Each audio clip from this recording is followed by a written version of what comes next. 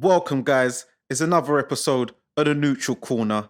It's Dani Glover, and I'm with my special guest, the master knowledge, Spencer Fearon. Thank you for coming down, man. How's it going? Nah, big up, Danny, man. Thanks for having me, man. Thanks for having me. I knew I had to come and support up the team, you know what I mean? So, man. Yeah. Love and blessings. And it's a good day to have you down. It's the last day of Ramadan, is it? Yeah, it's the last day today. So tomorrow's Eid. And, looking forward to that. Yeah. I have a big breakfast, mate. No, I'm joking. No, I'm going to continue it because what happens is this. I just feel so good by, abstaining from foods.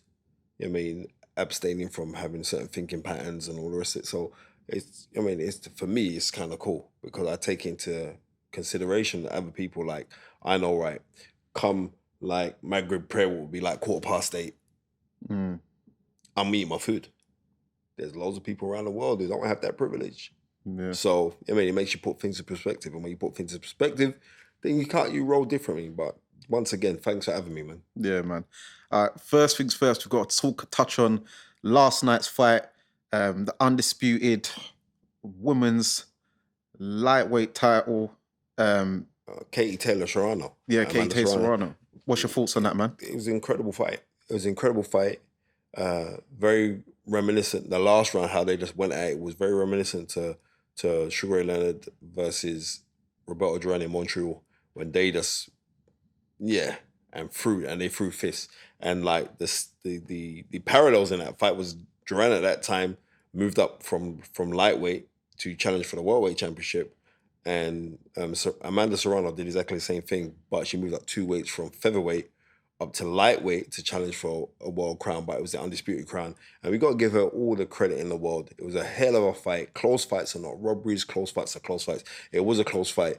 But when somebody like a Katie Taylor, who's not an outspoken person, she lets her fist do the talking. But remember, Madison Square Garden in New York was sold out. Yeah. And that's the pulling power. And kind of like the mastery of Eddie Hearn is a great salesman. But then you're selling it, but you're also selling it with, what's that youth name? Jake Paul. No, RuPaul. Is it RuPaul? Yeah. He said it with RuPaul. And what's his brother's name? Frankie Paul, wasn't it? Right? Logan. Right, yeah. Logan and right. Jake, yeah. Yeah, so when he sell it with those two clever clowns. They're clowns, but they're clever clowns. They know. They're clever. Right? So when he's selling it with those guys, it was sold out, and it was an amazing fight, and one of the best fights that I've seen down at Madison Square Gardens. Yeah. So how did you have it scored at the end, though? You know what? I was just enthralled by what I was watching. So at the time, I had Katie Taylor came on strong in a lot. Like after 6 rounds, I had my girl up 5-1. Serrano. I had her up 5-1. Okay. But kind of like, I think, like Chris Mannix card, I think. Was it? Yeah. But she came in strong, and I think a draw could have been suffice. I wouldn't argue over the draw, but I'm not even arguing over Katie Taylor's win because she really did bite down her gum shield. And the thing is, you can't finish strong. She was allowed to finish strong, and she was like, as Serrano kind of faded, she would finish strong, even though she was hurt. She would finish strong. But you know what? Props to Serrano, because a magnificent fighter. And she now is one of my most favorite fighters. I've always liked Katie Taylor. I've known her from way back. She's a very, very good fighter, and very, very personable and humble young lady. Not really a chatterbox, not into no bravado. She just wants to fight. And it's amazing how she got hurt from round 1 up to round 4. She was getting hurt with shots. Shots. Yeah, body shots, the head shots as well. Yeah. But what happens is, after a while, your body adjusts to taking that kind of power. You know what I mean? And that's what happened. She adjusted to it. And fair play. She got the win. I'd love to see that again. And there's talk like that fight could happen in Ireland.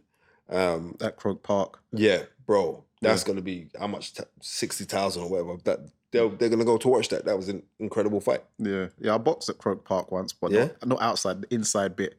Yeah. Against the London versus St Xavier's team. Yeah. Oh, okay. With Keith Waters in them back in the day. Yeah, God bless Keith Waters, man. Yeah, man.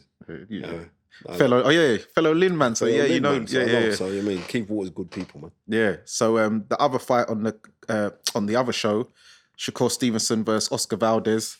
Brother, Shakur Stevenson's so good, right? And I always props him because like Jay Prince, you know, he's my guy. So like Jay Prince manages him, and Shakur always shows the fighters, right? What I do with Tunde, he shows us mad love. He's just a bit too good that he don't need to do no special effects. He's just that good. But if he wants to become a crossover star, he's gonna have to do some special effects because he bossed Valdez like it was nothing. And when and you could see, because you saw ringside there when he said, I want to beat Eddie Reynoso, I want to beat Canelo, and I want to beat Valdez. Yeah. Right? And he was so true because if you watch the fight, Canelo just looked very despondent watching it. And it was. And you know what? I'm not knocking anything of Valdez. Valdez tried. But you're a drug street. And let's call it as it is. Right? Yeah. You're a drug street. Let's call it as it is. And would we be so lenient if it was another fighter? Say that was Floyd Mayweather. You know they'd be killing them all now. Yeah. Right, exactly. So, nah. And it is what it is. And I don't dislike Eddie Reynoso. But when I see too much hype around a trainer because of one particular fighter, then I'm saying, right, go do that with a multiple set of fighters, and then I'll say, yeah, you got something. But if you're just doing it with one man, come on. Yeah. So do you think there's some politics in boxing why someone like Eddie Reynoso has won Trainer of the Year how many times? There's coaches who hasn't won it once. Wait there. This is what I want to know is this. How many times was Roger Mayweather Trainer of the Year? I don't know. Never. Right, never. So that just works at you. That's where you've got to look and say, wow, well, what go on there, sir? Right, Roger Mayweather was never given Trainer of the Year. You know what I mean? Floyd Senior was never given Trainer of the Year. Ask yourself, why was that then? Why were they never given it? Yeah. So it is, they give out them things to who they want to give it out to. Do you know what I mean? And I ain't want to get into this because I'll start get crazy up in this place and start smashing up this studio. You know what I mean? So, right. So Roger Mayweather should have gone down. I believe that he's a Hall of Famer anyway, right? Because he was fighting. Yeah, for a fight. He was 2-weight world champion, right? But Roger Mayweather, nobody can't deny. Lennox Lewis said something to me just the other day, and he said something to me like, in order for Tyson Fury to surpass anything that I've done, not only do you have to become undisputed, but you've got to beat the next generation.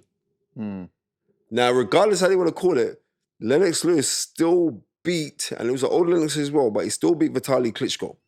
Yeah. Vitaly Klitschko went on to reign supreme after him. Like him and his brother just split it up, but he reigned supreme when he was WBC champion. So much that he could take a little hiatus off, come back, and still regain his title. That's when you say, look, bro, you know what? What Lennox Lewis done, that's serious because you not only beat the dominant guys of your era, which he did do, he beat those guys, but then he beat the next generation. Who else has done that? Oh, Floyd Mayweather. Floyd Mayweather beat everybody who was around, but he beat the man who's now regarded as the best pound-for-pound fighter in the world in Canelo Alvarez. So therefore, you got to look at that and say, you know, we got to props Floyd on another level. Yeah, that makes sense, you know. Of course it does. Yeah, it makes sense. Makes perfect sense. Yeah. So what we want to touch on today is, talking about trainers, because has Sugar Hill won it yet? No. He'll get it now. He'll get it this year, watch. But yeah, I saw a post you did where you're the only trainer to beat a Sugar Hill. Well, I did. Beat a Sugar Hill fighter. But I did though. So, you know what I mean? You know what? It's like, I like Sugar Hill because I remember what was it? It was in 2000. Yeah, it was 2007. So I spent a lot of time. So what was it? England, it was UK versus USA contenders. I was working with Andy Smalls. I was young in comparison then. You know what I mean? Because you got to think how many years ago that was. You know what I mean? That's 15 years ago. Mad, right? But historically, I'm the man. I don't business. No one can't test me historically. Nobody. I don't care. I don't care who the guy is. When you want to try to talk history with me, I'll destroy most people. Yeah. So, yeah, Sugar Hill, he was working with the American team. I was working with the UK team. I was working with Andy Smalls at the time. You know what I mean? and he had Walter Wright, and Walter Wright was a heavy favorite to beat Anthony Smalls going into that. Yeah, I remember that. Nobody wanted to fight Walter Wright. Everyone else around that weight, Clark, everyone was trying to avoid Walter Wright. They didn't want to fight him. Yeah. But we got the draw against him. I remember Dean Powell coming around to my house. The late, great Dean Powell was an incredible matchmaker for Frank Warren. And he said, well, that's the only one that's there, Spence. That's the only one that's there. I said, I'm going to talk to Ant. And we spoke. Say, come on, we'll beat him. Because in my head, we'll beat anybody. Yeah, it was a hard fight, but we got the decision. We got the win. But I remember when we're screaming instructions out, because I watched so much tapes, because I like watching tapes of fights. I was watching so much tapes of Walter Wright, and seeing the mistakes that he was doing. And like, there's a couple of times we should have clapped him out. But every time I was shouting, like, it's there now, and I'll shout it out, and you hear Sugar Hill on the other side, now it's time to cover up, keep their hands back up, because he'd throw some shots and he'd drop his hands. He'd throw his shots, he'd throw 3 shots and he'd drop his hands.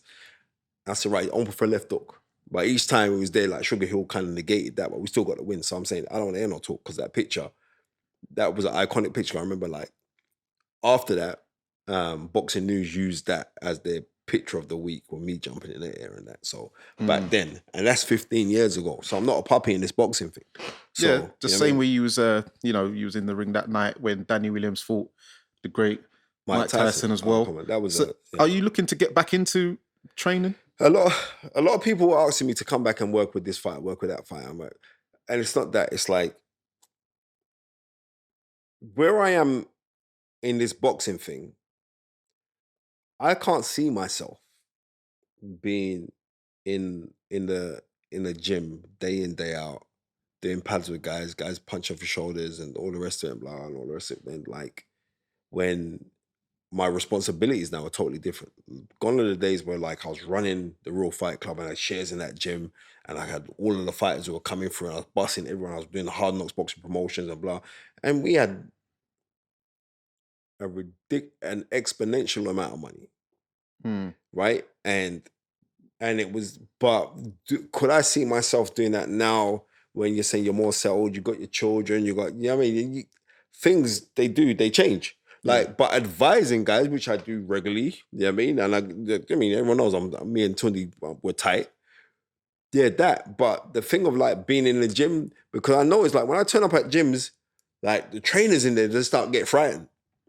Right? They do. What, do you think you're going to poach or something? No, it's not even the case of that. They get frightened because they know, like, we're in a conversation of boxing where I've studied this game so hard. You come to my house right now, I guarantee even though I'm not in my house, but boxes on. Yeah. You know what I mean? Yeah. And readers are leaders, so I read a lot. I like knowing this stuff. You know what I mean? So it means a lot to me, like when certain guys are doing their TV stints, but I'm going to get a phone call for me to bust down things for them. And they're using my bars, you know, right? And it's not really the case like, oh, well, look, they don't props me because it doesn't matter. I know, you know, that's enough. Yeah. You get what I'm trying to say? Yeah.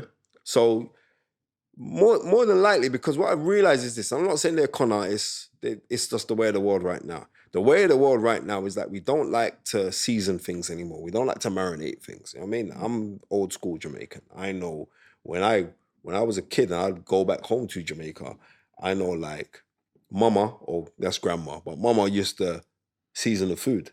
Yeah. You know what I mean? Now we're getting unseasoned food. We're getting microwave food. Yeah. Right? I'm not really in no microwave food. Ready meals. Right, exactly. There's no ready meals in my house. Sorry, none at all. We have to cook the food. You know what I mean? You have to know how to knead dumpling and them kind of things. You know what I mean? I see your post, so I know that you could do all of them kind of things. Come on. Right, exactly. And I see you getting bigger now. So as I see that, I said, yeah. Because every you go on Danny Glover's post on Instagram, it's always food, you know. It's always man's got his escovitch fish, and I see the man cooking up and see those things are so important when you marinate a thing. But now we're like microwaves. We're just here and now. You know what I mean? So there's no substance to it. And when you speak out about the microwave things, we are so conditioned to eat microwave food now that man think you're nuts. Yeah. Right. So I'm saying I'm authentic. And my authenticity is to the culture. The boxing culture is now dying because it is people are just doing things to get likes on a post. You're looking likes on a post, or you're looking for validation from people that don't even know you. Yeah. You know what I mean? And that's what I see in boxing now. And I'm just too real for certain people. Yeah. And because of that, they're frightened. I'm still gonna stand my ground because I'm saying, bring a man who can test me historically on boxing, and I'll shut my mouth. And then I'm saying, yeah, you could bring someone. Maybe they could test me, maybe they could. But I know you ain't got my character, you ain't got my personality, and you certainly don't have my profile. So I'm just gonna keep on doing what I do. Yeah. The only person who I say is on par with you is obviously your good friend Ben. He's not Doughty. on par with me. He's an ugly looking white man. How the hell is he on par with me? No, I'm talking like he's history not. of boxing. No, he's not on par with me at all. No? No. Oh. I'll district now. I'm joking. Ben's up. No, Ben's up there, but I'm not giving. You're meant to do those kind of things. Yeah. I'm just gonna keep this thing real. Go name me a black boxing historian. Go name me them. I don't know. Mike Tyson, and then it's done. Who are you gonna name? You can't name nobody, and that's that. And that's not me being boastful about it. I'm just telling you the reals. I studied this game. Yeah. You know what I mean? And that's why I props Tunde Ajay when he said, let's start our own podcast. I didn't know the podcast was going to be this big, you know. That's what I was going to get onto. So how did you and Tunde's friendship, how did you two meet in, like, because I know you... From road. We used to do things on road. I know Tunde from road. He's trustworthy, brother. What, how old was you guys? I'm 48 now. So I must have been then 25, maybe. Yeah, about 25. Because I thought you would have met him at the Lynn or... Yeah, but I got him to the Lynn. Oh, so you met him when on road. I saw him on road, and and I was like, he was saying that he's doing some white collar, not white collar, some unlicensed. He didn't even know. I said, no, brother, this is not real boxing. I said, Caesars. Yeah, right. They're calling him a dentist because he's a knockout man's teeth. I said, no. I said, Ton, no, you need to go this air. So, and that's how I made him linked. You know what I mean? Tunde don't like to admit, but Tunde used to be my bag carrier. When I used to go gym, I said, carry my bag, come. So what used to happen in these infamous spars, because it's been a highly debate that... Listen, if Tunde wants to keep on dreaming, Tunde knows I moved around with Tunde and I gave him such a beating at the Brixton district. No, Brixton at Miguel's, right? I gave him such a beating at that gym, right? It was ridiculous. I'm not gonna lie.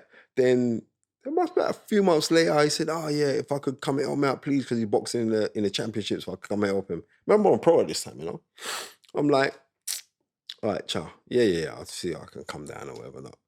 Now, bearing in mind, everyone knows, like, when I was younger, and I'm talking when I was younger, I was a ridiculous gallus. Yeah. So I was beating all the night before. I'm going to be real with you. I was beating all the night before. Tunde took it like this is a world title fight.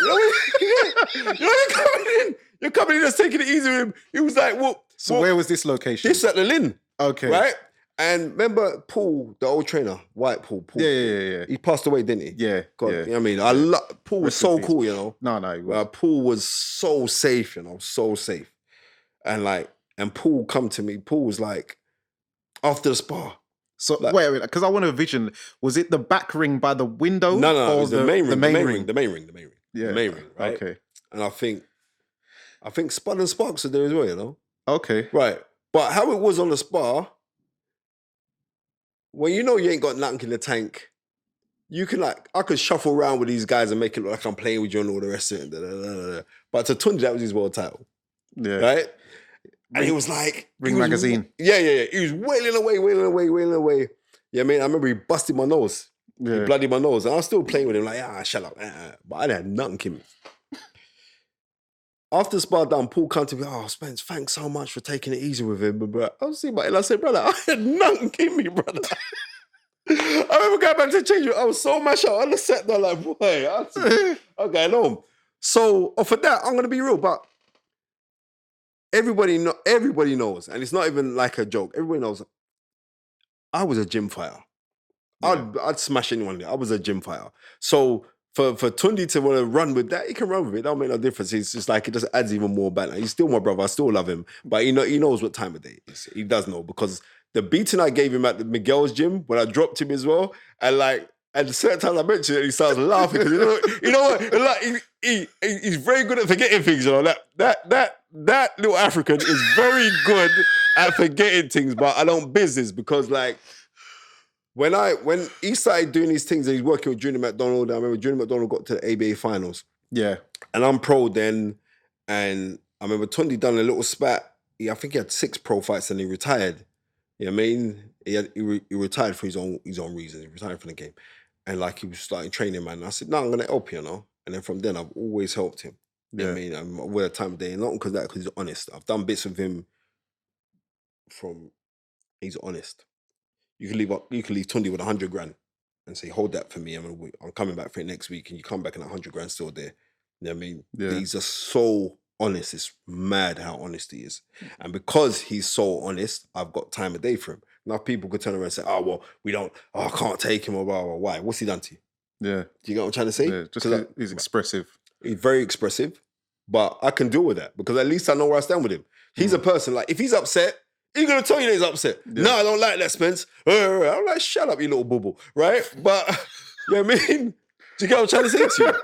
But no, I'm just being real. Yeah. And that's why I've got time of day for him, because he's a man, like, he's a kind of person like, rah, you know what, Spence? Like, the help that you get. I don't want to talk. I've helped, man. I'm not talking about finance. I've helped, man. So when it is, and like he just phoned me out of the blue and said, yo, Spence, I wasn't ready. When Sky didn't renew my contract, he says, well, you know what, Spence, I wasn't ready to talk boxing with you. Like, let's start our own podcast. Yeah. Right? And at that time, I was offered to do loads of podcasts from big corporate companies that would offer me mad money. And I said, you know what? You're right, come, let's do our own thing together. Yeah? And I know I pissed off a lot of people as well. Certain people approached me and said, you know, it's kind of, we've got something here and we're going to pay you. I said, you know what? I'd rather just do something with my brethren in my house. Yeah. And I'm doing it. We started off in Tunde's kitchen, right? Yeah. He's not a regular kitchen because he's got a penthouse. But regardless, we started off in his kitchen, me, him and Gary Blake, our producer. And we started off there and then we're saying, right, I'm going to start this thing. And we're doing it and we're making mad money off of YouTube. Yeah. From me just talking in my kitchen. Yeah. Being expressive about what I'm passionate about. And that's the game. So, I mean, I'm good. It reminds me of a real Sunday service, the way I'm seeing man bidding wars. Bruv. The super chats or the Snapchats, as Tunde says it. Yeah, I'm telling you, Snapchat. Listen to me. It is Sunday service. And that's why we kept it. Let's keep it on Sunday. Let's drop a little piece of and let's just keep it 100% authentic. You know what I mean? Not scripted. We'll say, right, we're going to talk about this subject and we just go. Yeah. You know what I mean? And because we've kept it that authentic, we get like real fans or real people follow, like, who are dropping like £100 a time, £60 a time. That. And when you look at those amounts, at the end of the month, you're getting a £3,000, £4,000 check. I'm like, what? So, man, this is the way forward. And I know how instrumental it is when I'll get exclusive, because my black book's ridiculous. I know there's nobody in boxing that I don't know. I'm not knowing you to be no fan. I'm talking to you as my brethren. So because of that, I know when we quote things, it will get verified because I'll quickly just phone Lennox. I'll quickly just phone any big man. I mean, look when we got Mark Breland. That was quoted verbatimly right throughout every newspaper. That bus, the thing. And so it is what it is, but it's the energies that because we both bounce with each other. And because we cuss each other regular on the thing as well, and everyone knows it's all love. Yeah, that's the thing why people say, yeah, and that's why they tune in, and I'm so grateful. But like I said, Tunde came to me and I was offered mad money to go work with, and I said, no, let me just do something with my brethren. And you mean, and God honors loyalty, because loyalty is royalty. And loads of people don't get that part. You mean, you being loyal to a man, but having a tunnel vision and a focus and a plan, only good things can come off of it. Yeah. You know what I mean? So I'll say to anyone, just go do it. And what I love about your show, especially during the pandemic, when you was able to reach out to some fighters who many people have forgotten, but have given us great nights. All right, then. Like John Murray. Conor McMillan. I mean, Duke McKenzie. I go through the whole thing. The eulogy for Huey Curry. Yeah, the Huey Curry thing was a big thing. Reason being, it was like, I'm walking down the road and Huey Curry was I mean, it's at that time in the 80s where the real star of the heavyweight division was Frank Bruno. You know what I mean? Yeah. But you had men who were just underneath him, but gave us entertaining nights, but they never got their flowers. Do you get what I'm trying to say? So when we did the Huey Curry thing, like within the community, this is what I realized, like the community is powerful. When we did that, I'm walking down the road and everyone's just pulling up, yo, Spencer, me see the thing where you do pan, Huey, I love you, you know. Only those me give beer ratings.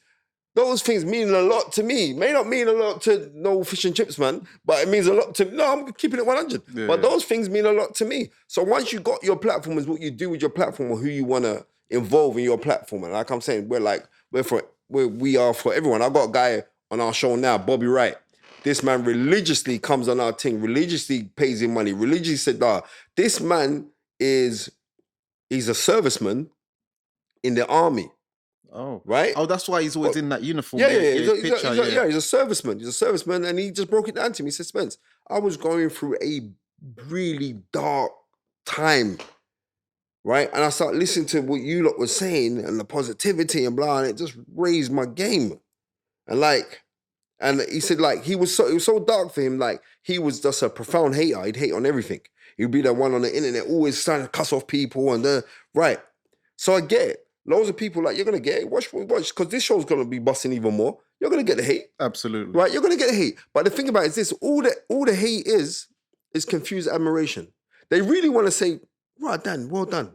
You know what I mean? Because look, you're doing this as a bossy studio, bro. You know what I mean? So you're paying out, you're saying, right, you know what I mean? I'm investing in myself because that's the biggest investment you can make. You're doing that, then you're gonna get hate. But the hate, like I keep on saying, is confused admiration. They want to say, well done. They want to congratulate. They want to say, rah, you know what, Ajay, what does he know? No. Props where it's due. So when I see any man doing their thing and they say, you're going to jump on the thing, I'm saying, I'm there. I don't business. I don't care if I... No, because after back... Because this is the thing about this. I'm keeping this thing totally 100. When you support somebody or you support someone from your background, your identity, from your culture, you're supporting because everybody else does it. But everybody else gets a problem when you turn around and say, I'm going to support a fellow man who I can culturally identify with. And when I'm saying culturally, it doesn't have nothing to do with your race, your skin tone, your culture. Your culture, because I know you're a Clarendonian. That's what my dad's buried. You know what I mean? So for those things, you have to look and say, okay. For those who don't know, that's a parish in Jamaica called Clarendon, and we're our family's from the exact same part of Clarendon in Kellits. Also, what's his name? Brandon Hill. Brandon Hill's where my dad's from, but Brandon Hill and Kellits are like half a mile walk. Yeah. Right. So those things are serious. Also, Clifton Mitchell, another. Yeah, he's from Kellits, isn't it?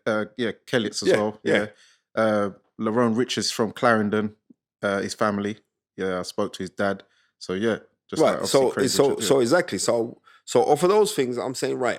So who I can identify with culturally, like the same foods, you know, listen to kind of same music, go to the same kind of place. So culturally, there's a link, there's a bond. Affirmation. Yeah. Right. So there's a bond. Affinity, sorry. Right, there's affinity there, right? So I'm rolling with the affinity. But my affinity even more so, I'm saying right, I know that you're gonna face the same struggles when you go to work, like when I used to go to work. For the grace of God, I'm self-employed, I got office in my house. But I'm saying these are things that we bond on, right? It's coming a bigger spectrum now because we as human beings now we're seeing things more differently. Do you know what I mean? Just like in the Asian community, I've got mad following the Asian community because Asians are Muslims. So, alhamdulillah, brother Spencer. You know what I mean? So it's different, but so once we find a common denominator is that we're all human beings. Yeah. You know what I mean? And then once we do that, then we can break down barriers. But our cultural identity, it's a serious thing. So I like to support people who I can identify with. So how important do you think cultural representation is for fighters in boxing? Of course it's important. Listen to me. But the thing about it is this, unfortunately, let's just go and do. Yeah. Instead of always bloody talking about it, always going, listen to me. I know certain people who go into British Border Control, right? Certain men who are trying to manage them, and they'll find it hard from the British Border Control. I've never had nothing hard from the British Border Control. Can I sit down and say, oh, the British Border Control are racist, and all the rest of it? No, I can't say that. You know what I mean? Yeah. Because my experience hasn't been that of a racist experience, and I like to look for racism wherever I can find it. Well, the remote, that's racist. No, I can't say the British Border Control are racist. Yeah. Right? What I could say is that the British Border Control could have more people that know how to culturally identify with the younger generation or younger Black or Asian or ethnic minority generation. I don't think they've got that.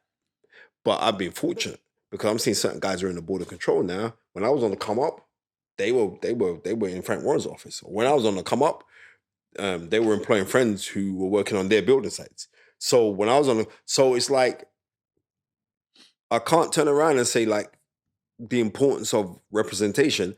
It's the right representation. They can say, all right then, well look, we've got 6 black guys in there, but I know the 6 black guys, they're not going home to eat rice and peas, they're going home to eat bacon and eggs.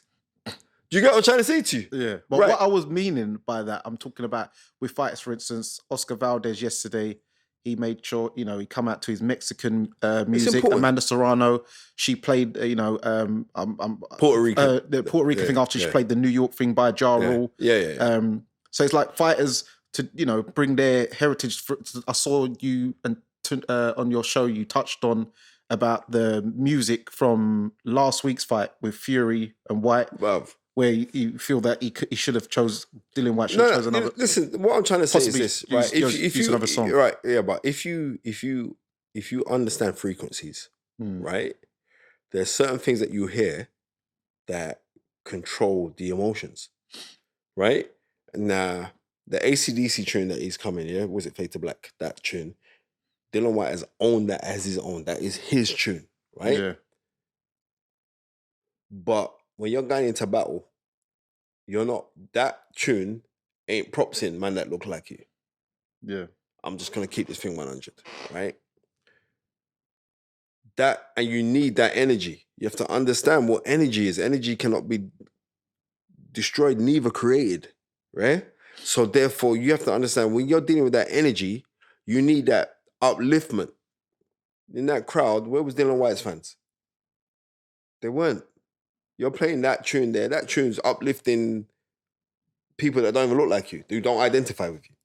You know what I mean? People that want him to lose. People are, well, exactly. They're Fury fans, mate. Yeah, they're Fury fans. Most of the fans and what are did Fury fans. And Fury come out to Biggie's Wars. Yeah.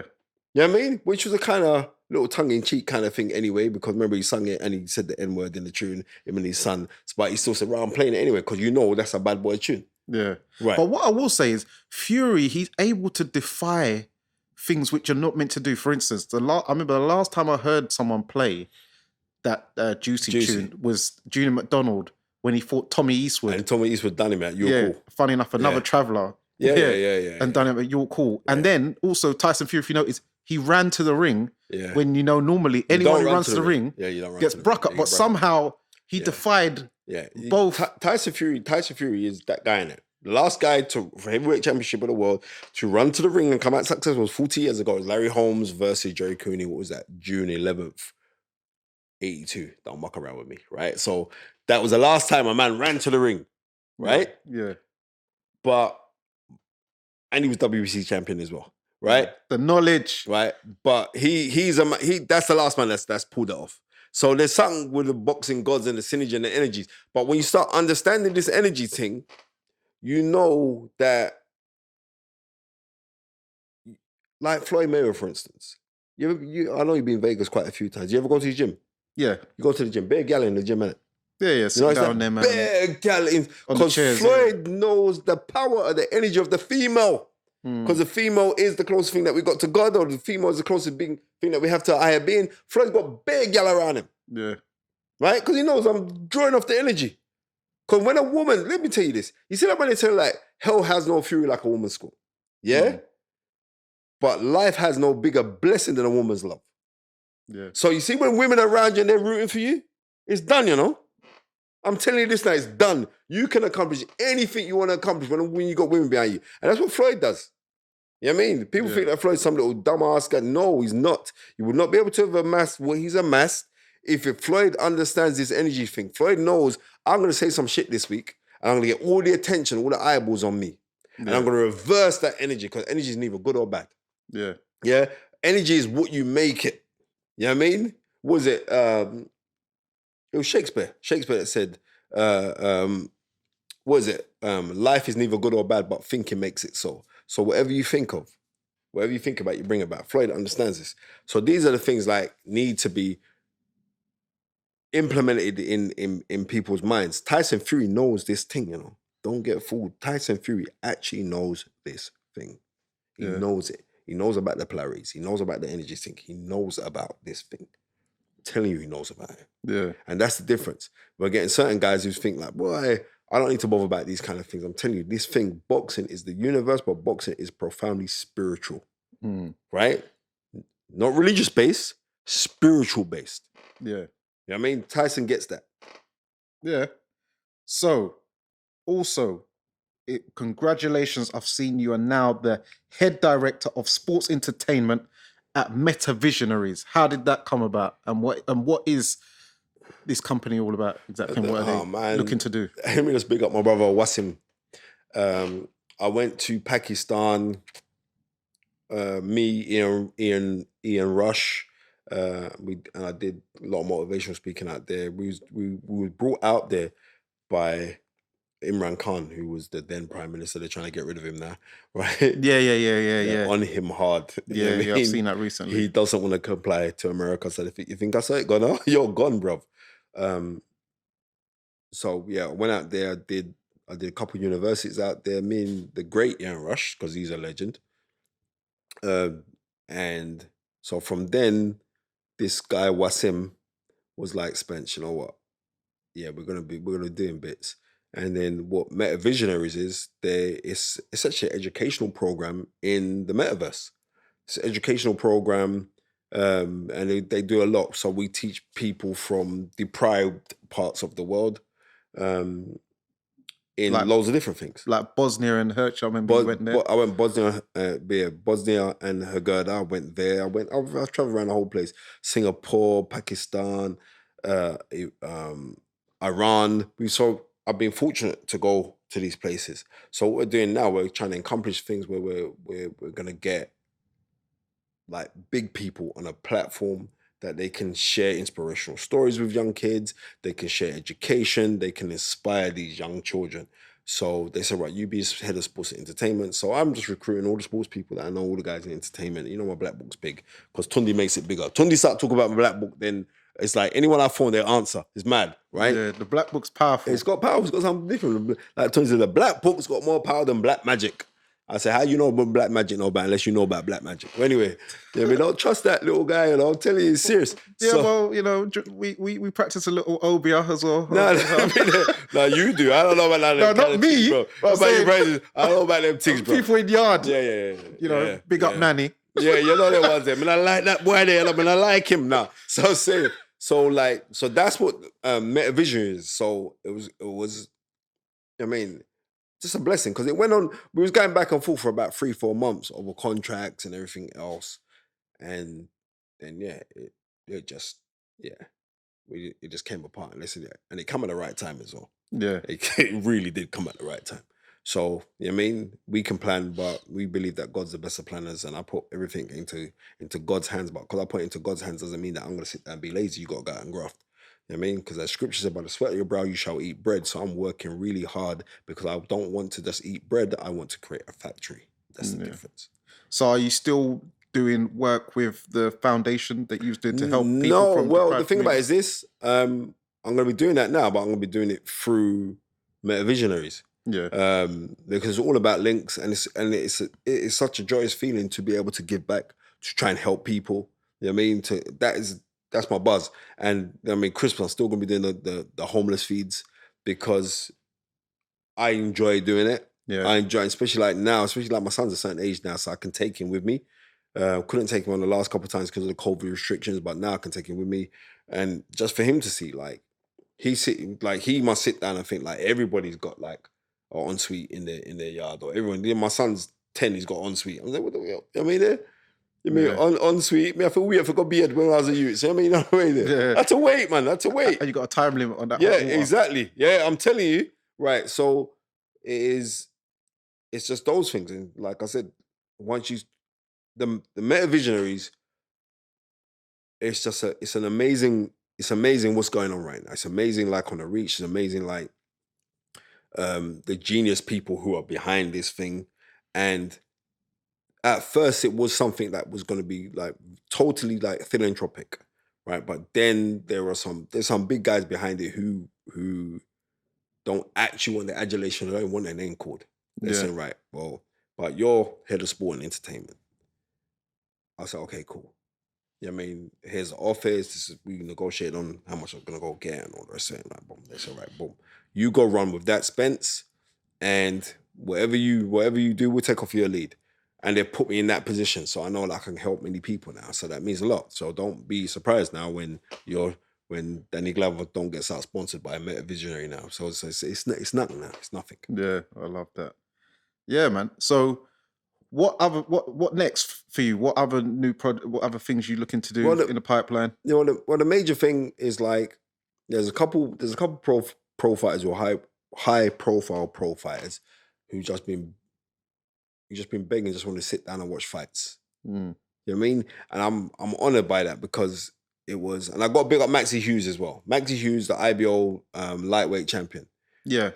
So he come to me and said, Spence, he sent me a message to Spence, what fight should I be studying for Southpaws? Because he's a Southpaw. So what fight should I be studying about? So I gave him a collection of fights and I'm breaking them down for him. And that guy is just such a lovely human being. So from he was starting to say like, right, but Spence gave me the thing. So then off of the back of that, all the other fighters started to come to me. So there's been a roster, like, so there's a couple guys who are begging for me to come down the gym with them and stuff. And before I was like, I didn't want to do that.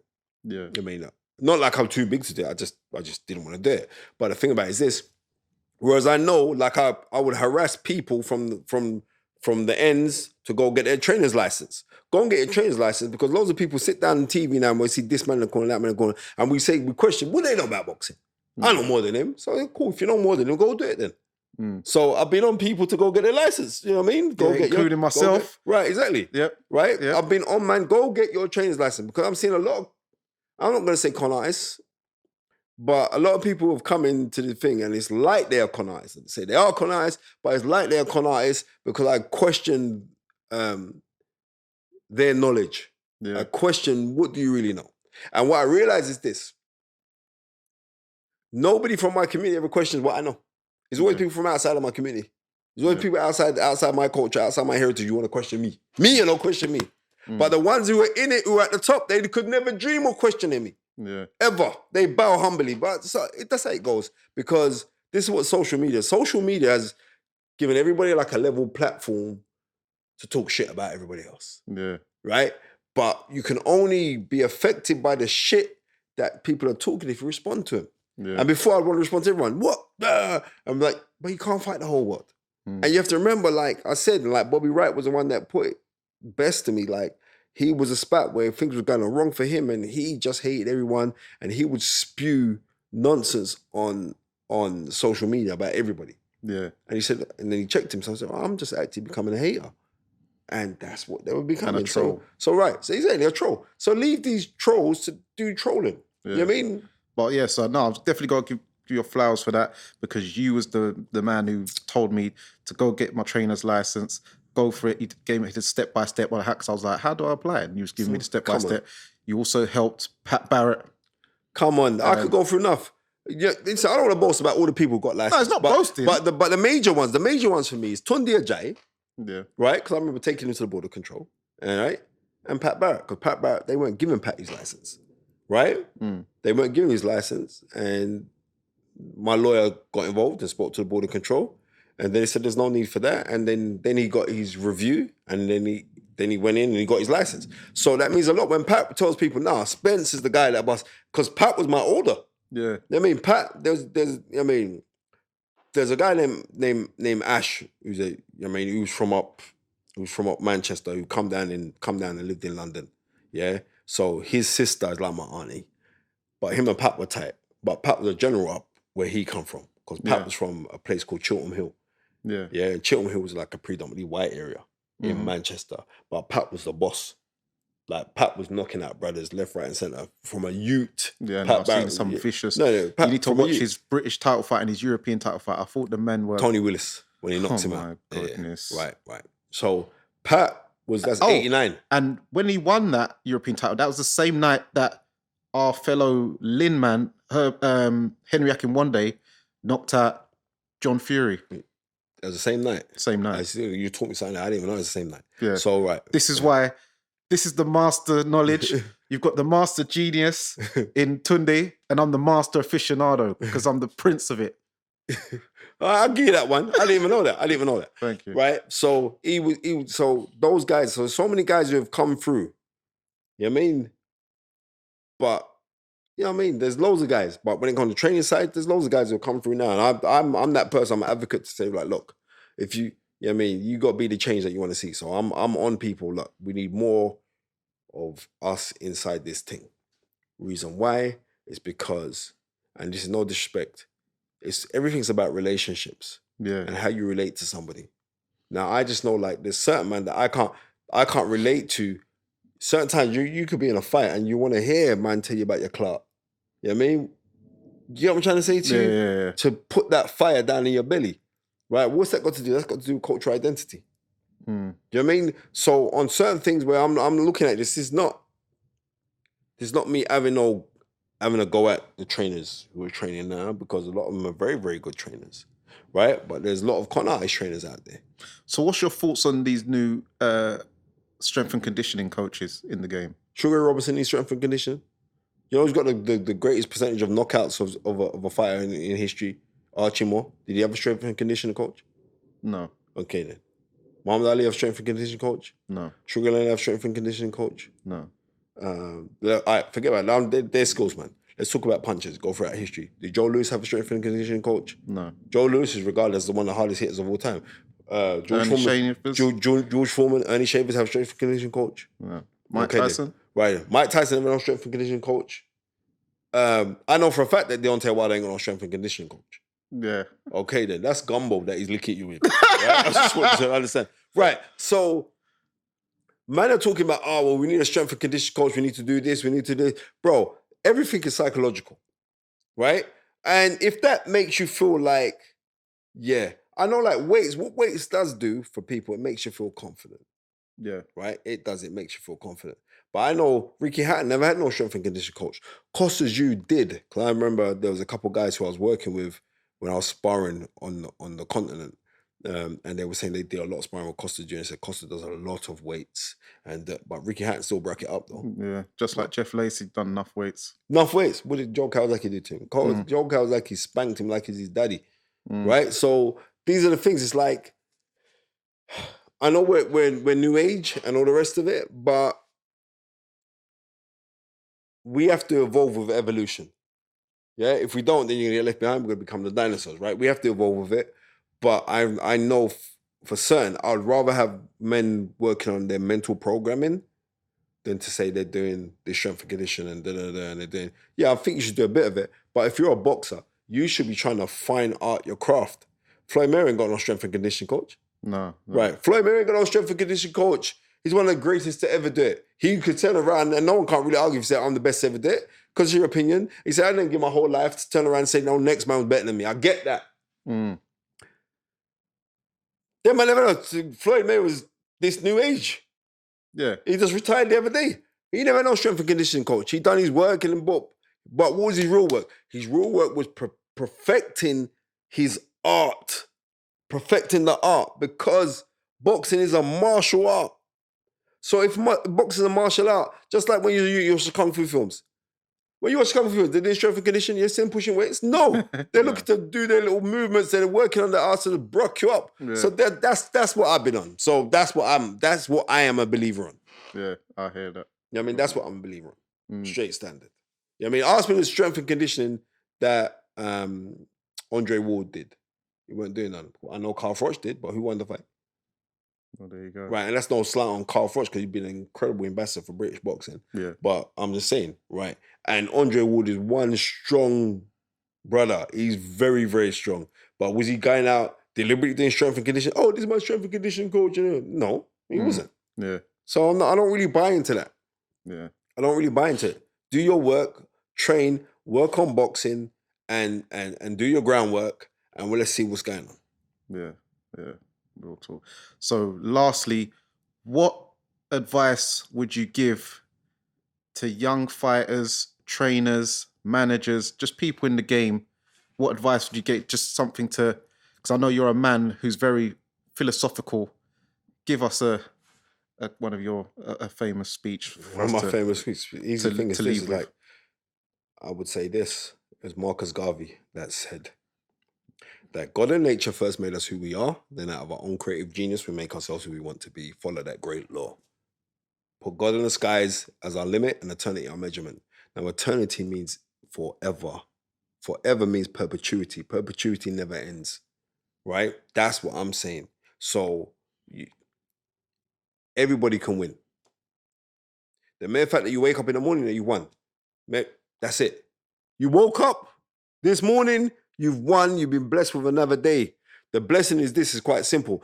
God, universe, whatever you want to call it, never takes away your blessings. You take away your own blessings by not working on them. Yeah. Right? So you have life. When someone turns around and says, well, what do you do for a living? You live. Right?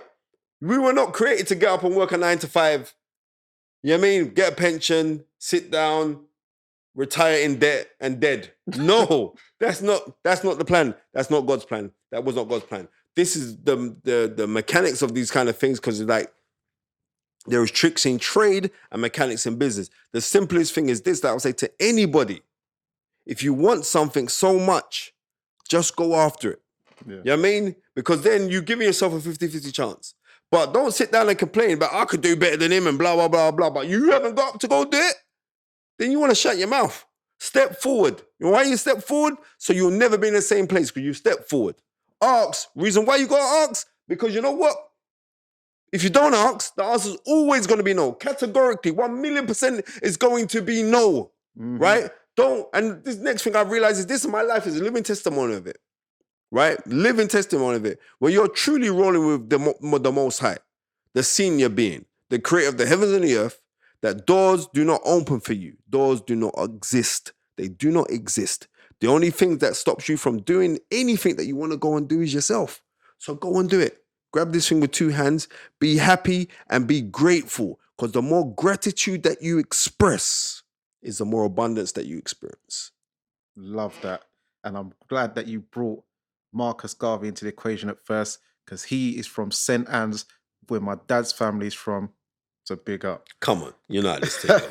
But yes, thank you for coming on, man. No, man. Love, respect, man. Thank you very much, my brother. Respect. Love. Yeah, man. So there you have it, guys. The master knowledge with the master aficionado, Dani Glover. You remember, it's the neutral corner, and always remember, persistence beats resistance.